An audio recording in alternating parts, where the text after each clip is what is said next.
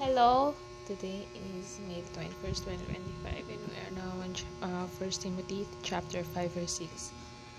It says, "But godliness with contentment is great gain." So, this is a very beautiful verse. We can hold on unto this verse, we can apply this verse into our lives, especially when we're a little bit materialistic. Sorry for the term, but unfortunately, a lot of us are still like this, despite knowing that God is the provider of all, and despite knowing that everything that we have in this world, we will not take them to heaven. So,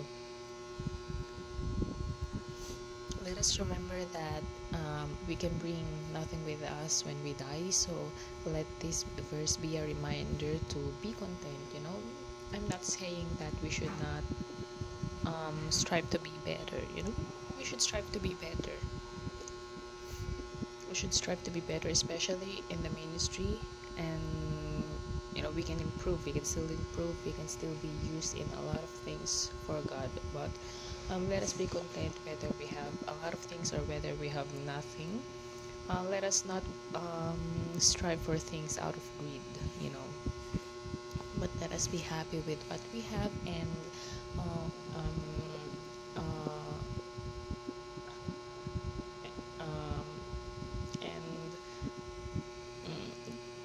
do not take them for granted. Use them wisely. And wise people consult the Bible, consult His Word, and consult the Lord our God um, on how to improve, on how to use the gifts that were given to them effectively. So um, it is great gain. It's kind of ironic. I think the Lord is like that.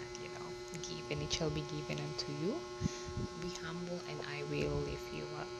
So that is how God works. Let us be content, because contentment is a great gain. We will not lose anything if we are content, and sometimes the Lord will add to us if we are content. So I think that's it for today. Thank you.